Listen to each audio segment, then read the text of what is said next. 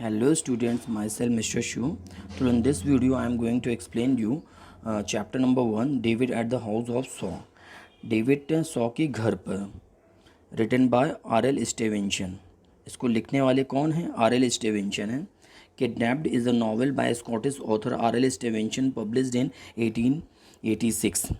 Kidnapped Scottish लेखक R L Stevenson का एक उपन्यास है जो 1886 में प्रकाशित हुआ. It features the adventures of young David Balfour. In this extract David comes to the house of Shaws to find his only surviving relatives under Ebenezer. इसमें युवा डेविड बॉलफोर के साहसिक कारनामों को दिखाया गया है. इस अंश में डेविड अपने एकमात्र जीवित रिश्तेदार अंकल इब्नेजर को खोजने के लिए सॉ के घर पर आता है. Carrying a letter from his father, David seeks support and shelter at his uncle's house. Little does he know that his uncle has other plans. अपने पिता का पत्र लेकर डेविड अपने चाचा के घर पर सहायता और आश्रय की तलाश करता है. लिटिल मीन्स लिटिल जो ये छोटा डेविड बॉल्फर है को पता चलता है कि उसके चाचा की कुछ और ही योजना है, यानी उसके चाचा कुछ और ही अपना प्लान्स बना रहे हैं. For a day that begins to ill it passed fairly well. दिन की शुरुआत इतनी ख़राब होने के बावजूद ये काफ़ी अच्छा बीता. We had the porridge cold again at noon and hot porridge at night.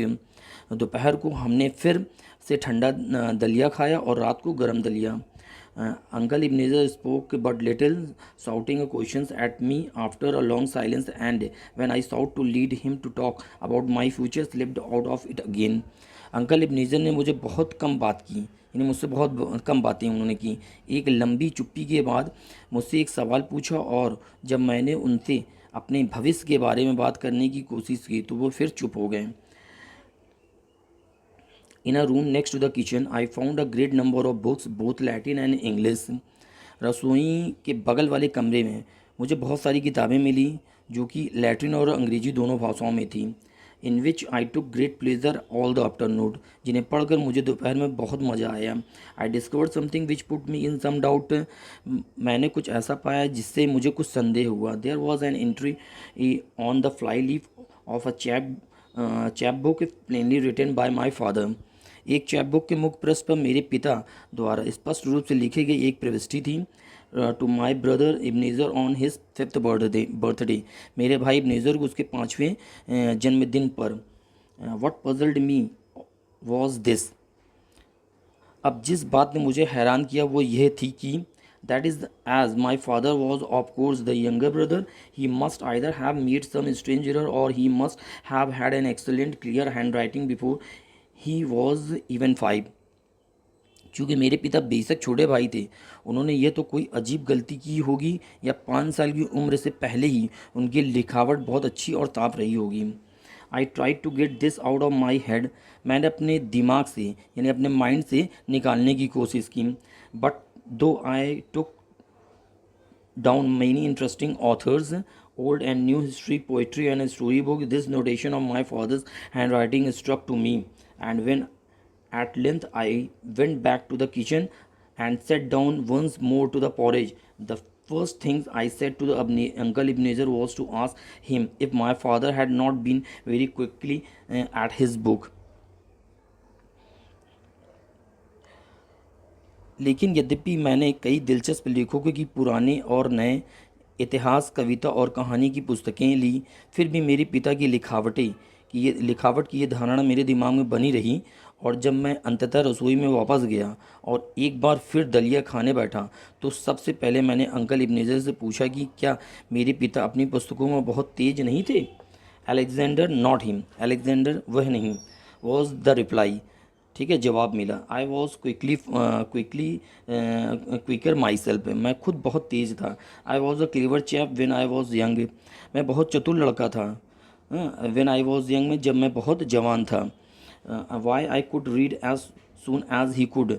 मैं उतना तेज क्यों पढ़ूं जितना वो पढ़ सकती थी। This puzzled me even more, इससे मैं और भी हैरान हो गया। I asked him if he and my father had been twins him, इससे मैं और भी हैरान हो गया। मैंने उनसे पूछा कि क्या वह और मेरे पिता जुड़वा थे। ही जम्प्ड अपॉन हिज स्टूल, वो अपने स्टूल पर कूद पड़े। And the spoon fail out of his hand upon the floor, और चम्मच उनके हाथ से छूटकर फर्श पर गिर गया। व्हाट मेक्स ये आस्क दैट, तुम ऐसा क्यों पूछ रहे हो। He said that and he caught me by the front of jacket, उसने कहा और मुझसे जैकेट के सामने से पकड़ लिया, यानी उन्होंने मुझे सामने से जैकेट से पकड़ लिया, मेरे जैकेट को। व्हाट डू यू मीन, तुम्हारा क्या मतलब है। आई आस्क्ड वेरी कामली, मैंने उनसे बहुत ही शांति से पूछा।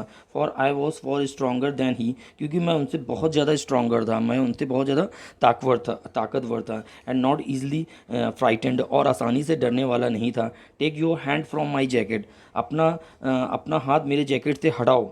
This is not the way to behave, इस तरह से व्यवहार करने का ये ठीक तरीका नहीं है, ठीक है। यहाँ पर डेविड ने अपने चाचा से इब्नेजर से बोला कि ये तरीका नहीं है आपका बिहेव करने का। Turn you page number next, page number 8।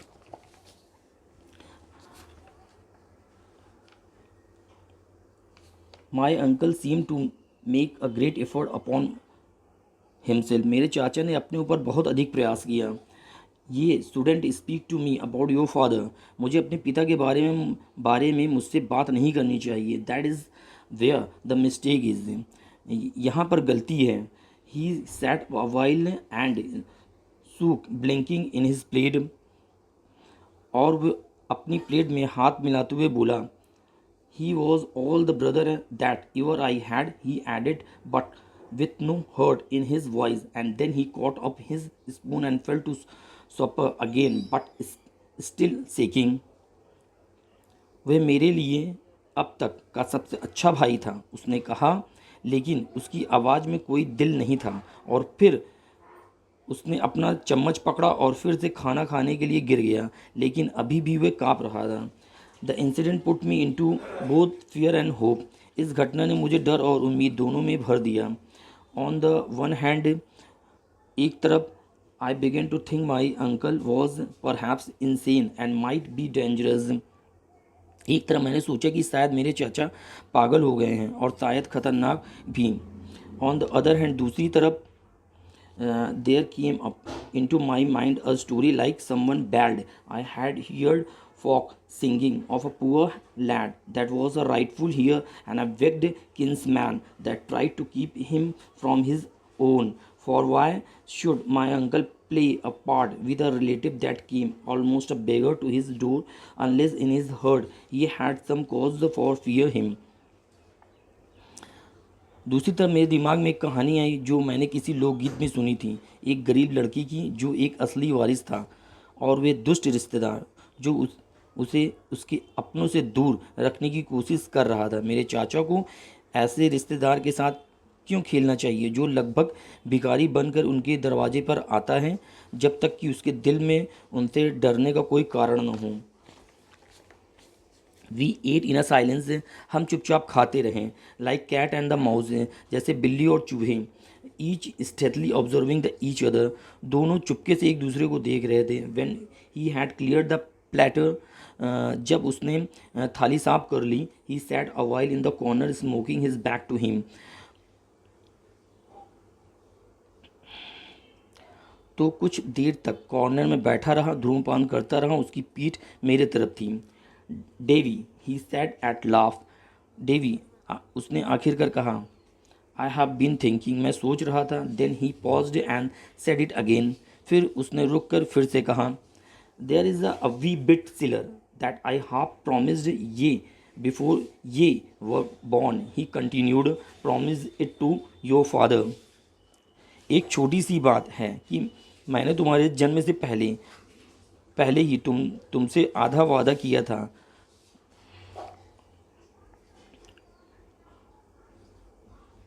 उनसे आगे कहा, मैंने उनसे पैसे को कहा, तुम्हारे पिता से वादा किया था। ओ, कुछ भी कानूनी नहीं है बेवकूफ़। खैर, मैंने उनसे पैसे को अलग रख दिया।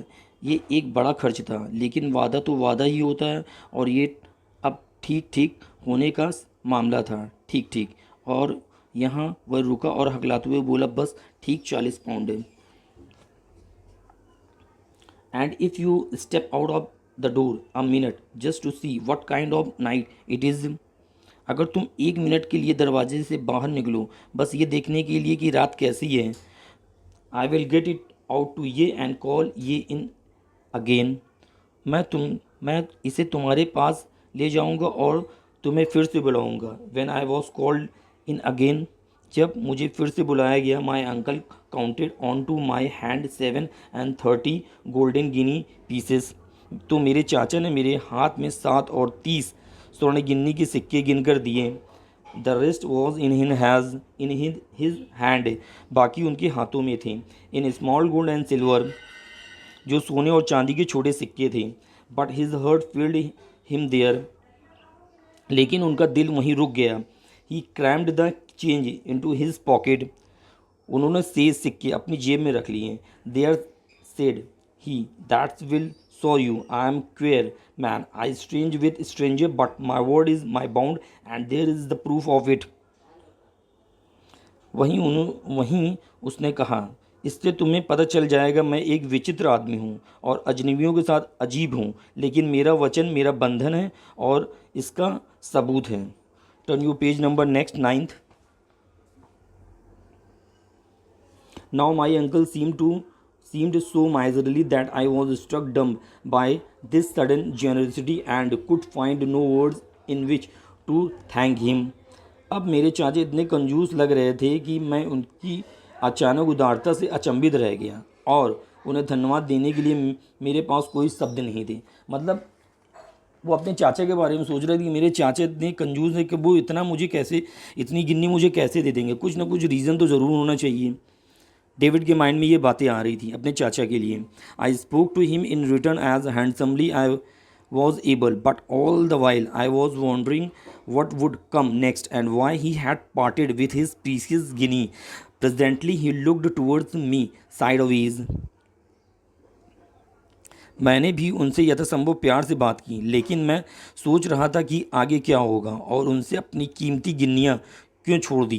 कुछ देर बाद उसने मेरी तरफ देखा। And see here says he, tit for tat, और ये देखो वह कहता है जैसे को तैसा। I told him I was ready to prove my gratitude in any reasonable degree. मैंने उनसे कहा कि मैं किसी भी हद तक अपनी कृतज्ञता साबित करने के लिए तैयार हूँ। एंड देन वेटेड, और फिर मैंने इंतज़ार किया। Looking for some monstrous demand, किसी बड़ी मांग की प्रतीक्षा करने लगा।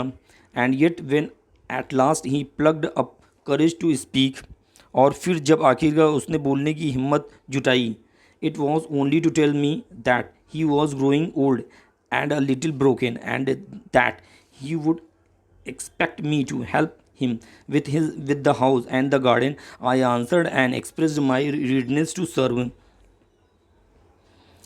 तो यह सिर्फ मुझसे ये बात बताने के लिए था कि वह बूढ़ा हो रहा है और थोड़ा टूटा हुआ है और वह मुझसे घर और बगीचे में मदद की उम्मीद कर रहे हैं। मैंने जवाब दिया और सेवा करने के लिए अपनी तत्परता व्यक्त की।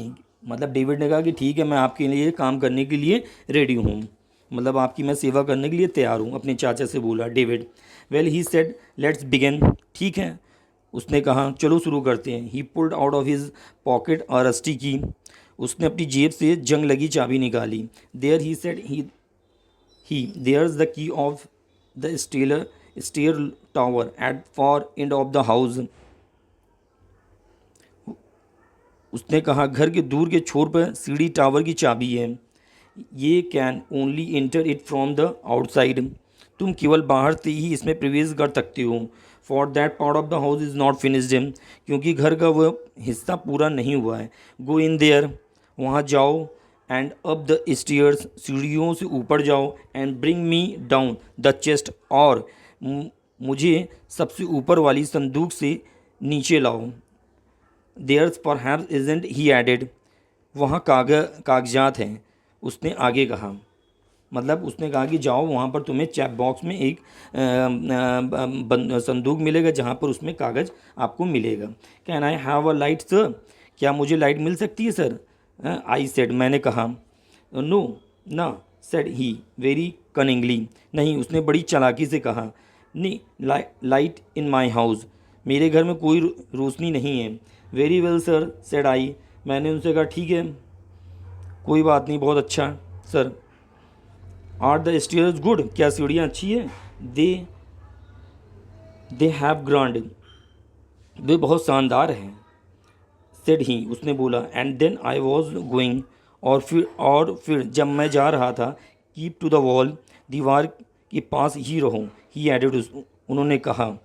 देयर इज ने बैनिस्टर, वहाँ कोई रेलिंग नहीं है। But the stairs are grand under foot, लेकिन सीढ़ियाँ बहुत शानदार हैं। Out I went into the light, मैं रात में बाहर निकल गया। The wind was still moaning in the distance, हवा अब भी दूर से करा रही थी। Though never a breath of it came near the house of Shaws, हालांकि सॉ के घर के पास कभी भी हवा का झोंका नहीं आया। It had fallen blacker than ever, यह पहले से ही कहीं ज़्यादा काला हो गया था। And I was glad to feel along with the wall, और मैं दीवार के साथ साथ चलने में खुश था। Till I came to the stair tower door at the far end of the unfinished wing, जब तक कि मैं अधूरे विंग के दूर के छोर पर सीढ़ी टावर के दरवाजे तक नहीं पहुंच गया। I had got the key into the keyhole and had just turn it, मैंने चाबी को चाबी के छेद में डाला और उसमें घुमाया ही था। When all up a sudden, without sound of wind or thunder, the whole sky lighted up with the wildfire and went black again. जब अचानक हवा या गड़गड़ाहट की आवाज़ के बिना पूरा आसमान जंगली आग से जगमगा उठा और फिर से काला हो गया। आई वॉज हाफ ब्लाइंडेड, मैं आधा अंधा हो गया। When I stepped into the tower, अंदर इतना अंधेरा था, ऐसा लग रहा था कि it was so dark it seemed a body could scarcely bleed, लग रहा था कि शरीर में मुश्किल से सांस ले पाऊंगा। I pushed out with foot and hand, लेकिन मैंने पैर और हाथ से धक्का दिया। And presently struck the wall, और तुरंत एक से दीवार पर और दूसरे से सीढ़ी के निचले हिस्से पर मारा। And the lowermost around the stair with the other, the wall by the touch was of fine hewn stone. The steps too, though somewhat steep and narrow, were of the polished mason work and regular and solid underfoot. Mindly my uncle's word about the banisters. छूने पर दीवार बढ़िया तराशू हुए पत्थर की थी। सीढ़ियाँ भी हालांकि कुछ हद तक खड़ी हो सकरी थी, पॉलिश की हुई राजमिस्त्री की थी और पैरों के नीचे नियमित और ठोस थी। रेलिंग के बारे में अपने चाचा के शब्दों को ध्यान में रखते हुए। Turn your page number next, page number 9, 10th. This is the last page of the chapter. I kept closer to the tower side and felt my way in the pitch darkness with a breathing heart. मैं टावर के पास ही खड़ा रहा और धड़कते हुए दिल के साथ घने अंधेरे में अपना रास्ता तलाशता रहा. The house of saws some 5 full storeys high. सौ का घर लगभग 5 मंजिला ऊंचा था, नॉट काउंटिंग लॉफ्ट्स, जिसमें अटारी शामिल नहीं थी. वेल एज आई एडवांस्ड, जैसे जैसे मैं आगे बढ़ा, it seem to me the stair grew airier and lightsome. मुझे लगा कि सीढ़ियाँ हवादार और रोशनीदार होती जा रही हैं. And I was wondering what might be the cause of this change, और मैं सोच रहा था कि इस बदलाव का कारण क्या हो सकता है. when a second blink of the summer lightning came and went, तभी गर्मियों की बिजली की दूसरी झलक आई और चली गई. If I didn't cry out, it was because fear and had me by the throat. अगर मैं चिल्लाया नहीं तो इसका मतलब था कि डर ने मेरा गला पकड़ लिया था. And if I didn't fall, और यदि मैं गिरा नहीं, it was more by heaven's mercy than my own strength. तो ये मेरी स्ट्रेंथ की बजाय ईश्वर की कृपा थी. I was not only that the flash shone in on every side through breaches in the wall, so that I seemed to be climbing aloft upon an open scaffold, but the same passing brightness showed me the steps were of the unequal length, and that one of my feet is rested that the moment within the 2 inches of the wall. और अगर मैं नहीं गिरा तो ये मेरी अपनी ताकत से ज़्यादा ईश्वर की दया थी। ये बता चुके हैं। यह सिर्फ इतना ही नहीं था कि दीवार में दरारों से हर तरफ की चमक आ रही थी, जिससे मुझे लगा कि मैं एक खुले मचान पर चढ़ रहा हूँ, बल्कि उसी चमक ने मुझे दिखाया कि सीढ़ियाँ आसमान की लंबाई की थीं और मेरा उस पर एक कुएं से 2 इंच की दूरी पर टिका हुआ था। This was the grand stair. ये तो शानदार सीढ़ियाँ हैं। I thought and with the thought, मैंने सोचा और फिर इस विचार के साथ ही a gust of angry courage came into my heart, मेरे दिल में गुस्से से भरी हिम्मत की एक लहर उठी। My uncle had send me here, मेरे चाचा ने मुझे यहाँ भेजा था। Certainly to run great risk, निश्चित रूप से बहुत जोखिम उठाने के लिए। परहैप्स टू डाई, शायद मुझे मारने के लिए। I got down upon my hands and knees, मैंने अपने हाथों और घुटनों के बल नीचे बैठ गया। As slowly as snail, feeling before me every inches and testing the solidity of every stone. I continued to ascend the stair. The darkness, by contrast with the flash, appeared to have redoubled. निश्चित रूप से बहुत जोखिम उठाने के लिए, शायद मरने के लिए, मैं अपने हाथों और घुटने के बल नीचे बैठ गया और घोंगी की तरह धीरे धीरे अपने सामने वाले हर इंच को महसूस करते हुए और हर पत्थर की ठोसता को परखते हुए मैं सीढ़ी चढ़ता रहा। चमक के विपरीत अंधेरा दुगना हो गया, मतलब डार्कनेस जो डबल हो गया था। The tower I should have said was square, मुझे कहना चाहिए था कि मीनार चौकोर थी। And in every corner the step was made of great stone of different shapes to join the flights, और हर कोने में सीढ़ियों को जोड़ने के लिए अलग अलग आकार के बड़े पत्थर से सीढ़ियाँ बनाई गई थीं। वेल खैर, I had come closer to one of these turns, मैं इनमें से एक मोड़ के करीब पहुंच गया था। When feeling forward as usual, जब हमेशा की तरह my hand slipped upon an edge and found nothing but emptiness beyond it, मेरा हाथ एक किनारे पर फिसल गया और उसके पार खालीपन के अलावा कुछ नहीं था। The stair had been carried no higher, सीढ़ी को ऊपर नहीं उठाया गया था। To set a strange mounting, अंधेरे में किसी अजनबी को, in the darkness wants to send him straight to his death, उस पर चढ़ाना उसे सीधे मौत के ऊपर भेजने के बराबर था। मतलब अंधेरे में किसी अजनबी को उस पर चढ़ाना उसे सीधे मौत के मुंह में भेजने के बराबर था। यहाँ पर डेविड बोल रहा है कि उसके अंकल ने ऐसी चाल चली कि वो पूरी तरीके से उसे चाहता था कि मेरा भतीजा जो है वो मर जाए इस चेयर पे जा कर के। तो ये प्लान जो है स्पेशली अंकल बना रहे थे, जो कि स्टोरी की एकदम स्टार्टिंग में बताया जा रहा था कि उसके चाचा कुछ अलग तरीके का ही प्लान बना रहे थे। उनके चाचा के माइंड में यही चल रहा था कि वो अपने भतीजों को मारना चाहते थे। तो hopefully you understand the explanation of this chapter. If you like my explanation, please like the video and subscribe my channels. Bye bye.